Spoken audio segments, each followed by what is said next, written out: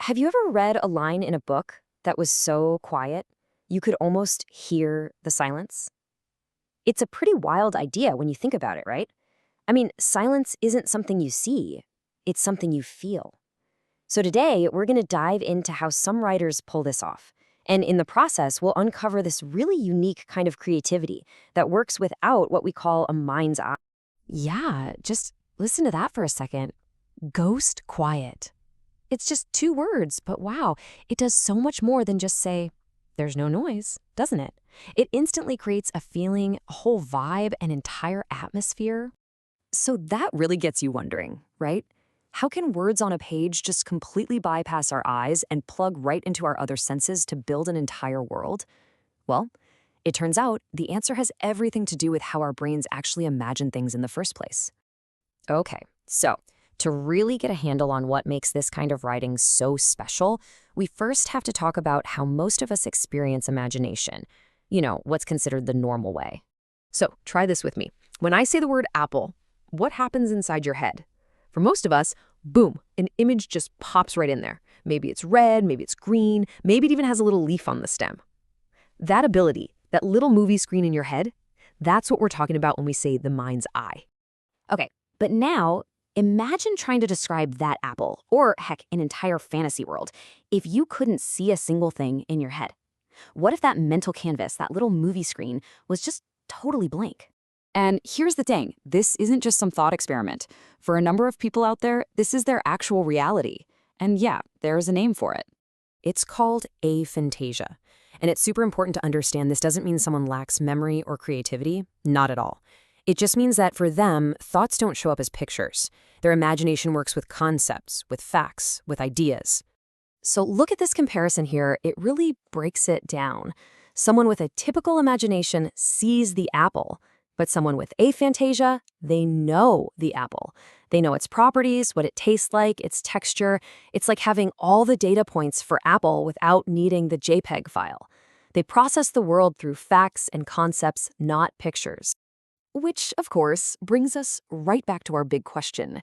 If a writer can't see their own scenes, how in the world do they build these incredibly vivid, immersive worlds for the rest of us? Well, it turns out they have a different kind of superpower, a really powerful technique. It's a technique we can call sensory substitution, and honestly, it's brilliant. Since they can't rely on painting a picture with words, they have to get creative. They lean in hard on every other sense they can. This is their secret weapon, their creative toolkit. Instead of telling you what something looks like, they go out of their way to make you hear it, to make you feel it, to make you sense its movement.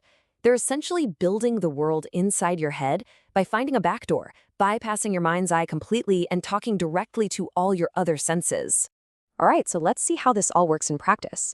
We're going to see just how this technique builds a totally different kind of immersive experience by going right back to those examples from the beginning.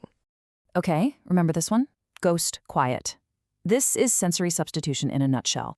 The writer isn't even trying to describe what the quiet looks like. They're going straight for what it feels like, and paradoxically, what it sounds like. Let's actually pull this apart. Quiet. Okay, that's all about sound or the lack of it. But then you add ghost, and suddenly you've got this idea of silent, unseen movement. It creates this incredible feeling of both presence and absence at the exact same time. It's so cool. You're not just seeing a quiet room, you are feeling an eerie stillness. Okay, or how about this one? The writer could have just said, a stream. Boring. Instead, they use a word that is just jam-packed with information for all of our other senses. Just think about how much heavy lifting that one little word burbling is doing. Right away, you hear that specific, gentle sound of water moving over rocks. You can sense the motion, the flow of the current. You can almost feel the cool temperature on your skin. The entire sensory experience of a stream is just poof, conjured up, and they never once had to tell you its color or its shape. And really, that's the whole magic trick right there. For these writers, language isn't a paintbrush for your mind's eye. It's more like a control panel for a full sensory simulation. They're making you hear the silence, feel the water, and sense the movement in a way that just describing what something looks like, well, it often can't even come close. So I'm going to leave you with a little challenge. The next time you're lost in a really great book, just hit pause for a second and ask yourself, how is this world being built in my head? Is the author just showing me pictures, or are they actually making me hear and touch and feel everything? You might just be surprised to find that the most vivid worlds you've ever visited were the ones you experience with a whole lot more than just your eyes.